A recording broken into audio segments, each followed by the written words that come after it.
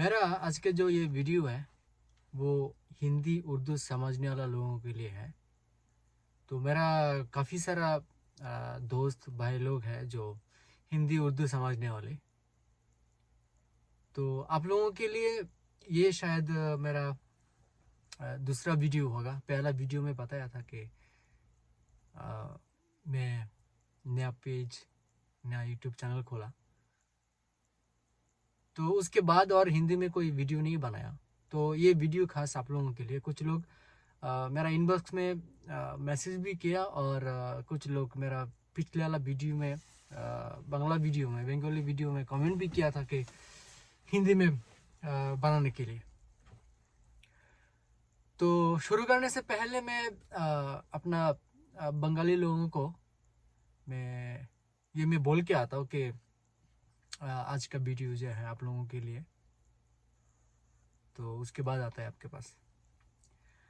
अच्छा, আমার আজকে এই ভিডিওটা হিন্দিতে করব, ঠিক আছে? তো যারা হিন্দি বুঝেন তারা ভিডিও দেখতে পারেন, আর যারা হিন্দি উর্দু বুঝেন না আপনারা চাইলে স্কিপ করতে পারেন। তো ঠিক আছে, আপনাদের সাথে আবার পরে কোনো বাংলা ভিডিওতে দেখা হবে। তো আজকে আমি হিন্দিতে কথা বলি। अच्छा, तो भाई लोग, आप लोगों का जो मेरे को जानते हैं, आप लोगों को मेरे बारे में आज कुछ इन्फॉर्मेशन देता हूँ। वो ये है कि आप लोगों को, जो लोग मेरे को जानते हैं, आप लोगों को ये मालूम है कि मैं लिथुआनिया में गया था, लेकिन फ़िलहाल मैं लिथुआनिया में नहीं है, मैं अभी पोलैंड में है। लिथुआनिया में जो आया था वो कंपनी में मैं काम नहीं कर सका। तो वो क्यों नहीं कर सका वो एक अलग स्टोरी है। तो वो मैं किसी और वीडियो में बताएगा। तो अभी मैं पोलैंड में है। पोलैंड में आज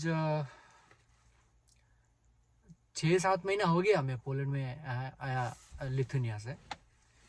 तो इधर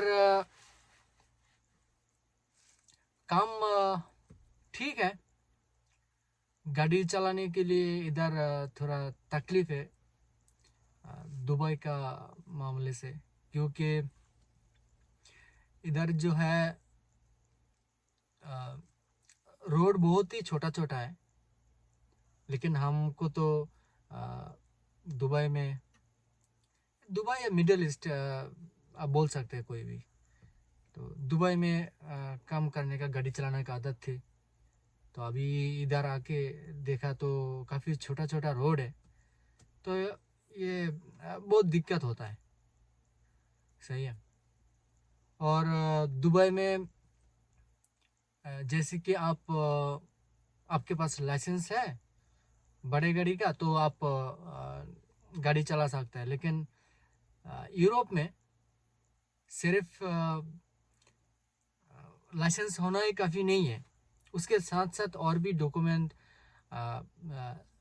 बनाना पड़ता है, जो कि लंबा टाइम लग जाता है पहले शुरू में। तो लाइसेंस के साथ इधर गाड़ी चलाने के लिए और क्या क्या चाहिए, खास करके ट्रक चलाने के लिए और क्या क्या चाहिए होता है। लाइसेंस के साथ पहले तो आपका दुबई वाला या आप बाहर कोई भी कंट्री से आया, उस मुल्क का लाइसेंस तो लाजिमी होना ही है। और उस कंट्री से, जिस कंट्री से आपका लाइसेंस है, उस कंट्री से इंटरनेशनल ड्राइविंग परमिट बोलता है, जिसको शॉर्ट में बोलते हैं आईडीपी। और हम और भी थोड़ा आसानी करके बोलूँ तो हम जिसको इंटरनेशनल ड्राइविंग लाइसेंस बोलता है, तो वो होना चाहिए। तो ये दो चीज़ के आधार में आपका इधर कुछ डॉक्यूमेंट बनेगा गाड़ी चलाने के लिए। जैसे पहले तो कोड 95 एक कार्ड होता है, कोड 95, जिसके बिना आप गाड़ी नहीं चला सकते। लाइसेंस हो तब भी। उसके बाद है टैको कार्ड। ये टैको कार्ड आपका बनेगा, आपका जो दुबई से, सऊदी से, कतर से जो भी आएगा, वहाँ का लाइसेंस आईडीपी का आधार में टैको कार्ड बनेगा। और ये टैको कार्ड के बिना आप इधर गाड़ी नहीं चला सकता है, लाइसेंस होने का बावजूद भी। तो कोड 95 टैको कार्ड, ये 2 चीज़ और उसके साथ आपका जो लाइसेंस वो है। तो ये चीज़ बनने के लिए आपको इधर तकरीबन 3 से 4 महीना लग जाते हैं, ठीक है। तो ये 3-4 महीना जो है आप इधर रहेगा, तो उसका जो खर्चा पानी आपका होगा वो पूरा आपका ही होगा। कंपनी आपको इस बारे में हेल्प सिर्फ इतना ही करेगा कि आपका इसके दौरान आपका रहने के लिए जो एक रूम है वो दिएगा, बाकी कंपनी और कुछ नहीं दिएगा। हाँ, दिएगा क्या, आपका डॉक्यूमेंट बनने के लिए जो जो और डॉक्यूमेंट चाहिए होता है वो आपको कंपनी का तरफ से कंपनी देगा। बाकी आपके लिए आपका पॉकेट मनी, आपका जो लिविंग लाइफ एक्सपेंस, वो आपका खुद का जिम्मेदारी है, सही है। तो पहले तो आप दुबई से आएंगे या कतर, सऊदी, कुवैत से आएंगे तो आपके पास शायद इतना पैसा तो नहीं होगा। अगर नहीं होएगा तो तकलीफ है, होना चाहिए। दूसरी बात, इधर आने के बाद 3-4 महीना कुछ इनकम नहीं है आपका, सिर्फ खर्चा ही खर्चा। पहले दिन से ही आप जो भी चीज़ खरीद करेंगे आपके लिए वो खर्चा। तो आपको 3 से 4 महीना ये सब डॉक्यूमेंट बनने के लिए इंतज़ार करना पड़ेगा। और उसके बाद जब आप गाड़ी में जाएंगे और भी 1-1.5 महीने के बाद आपका सैलरी आएगा, तब आप आपका खर्चा आप चला सकते हैं। लेकिन उससे पहले तक पूरा खर्चा आपका ही होगा। तो यूरोप आने के लिए आप जो जो तरीका है उनमें से एक है आप खुद ट्राई करके भी आ सकते हैं, और दूसरा एजेंट के दौरान। एजेंट के पास जाएंगे तो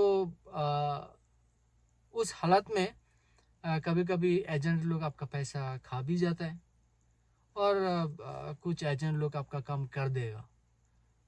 तो उस हालत में आपका काफ़ी सारा पैसा लग जाता है।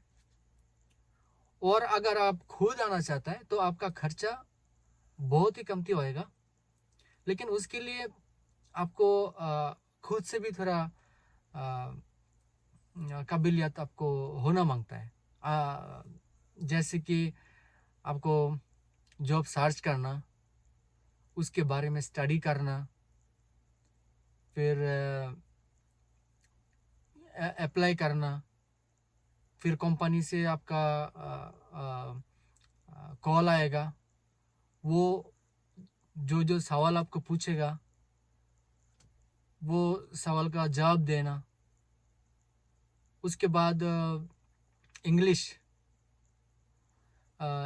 की तो खैर इतना ज़रूरत नहीं पड़ता है, क्योंकि इधर खुद भी ये लोग इतना इंग्लिश नहीं बोलते। लेकिन जो आपका इंटरव्यू होगा और इंटरव्यू के दौरान आपने जो जो बात उसका बात समझ आना चाहिए, और आप जो बोलना चाहते हैं आप बोल सके, उतना इंग्लिश ज़रूरी है, सही है। और इधर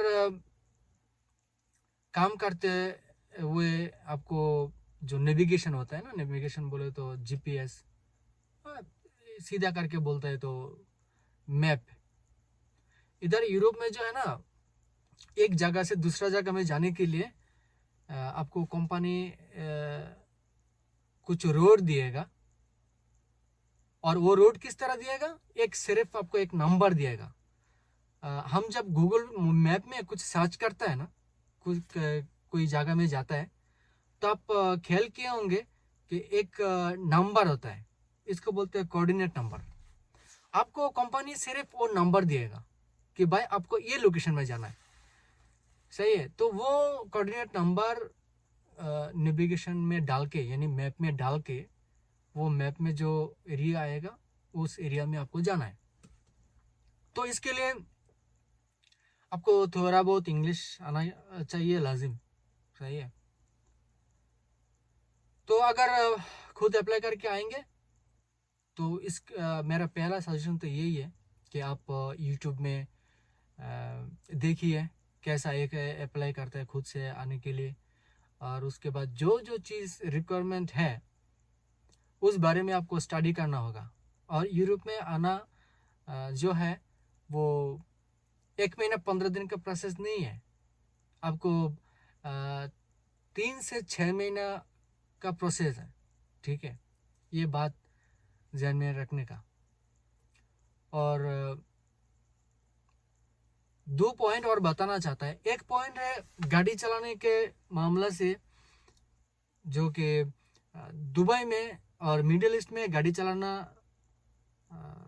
आसान है क्योंकि उधर रोड बड़ा बड़ा है, लेकिन यूरोप में गाड़ी चलाना थोड़ा मुश्किल है क्योंकि इधर रोड छोटा छोटा है, सही है। और उसके बाद टैको कार्ड है, कोड 95 कार्ड है, उसके हिसाब से ही गाड़ी चलाना है। तो टैको कार्ड, कोड 95 क्या है वो भी मैं किसी और वीडियो में बताएगा। आज का वीडियो जो है काफ़ी लंबा हो गया, तो फिलहाल अभी के लिए इतना ही है।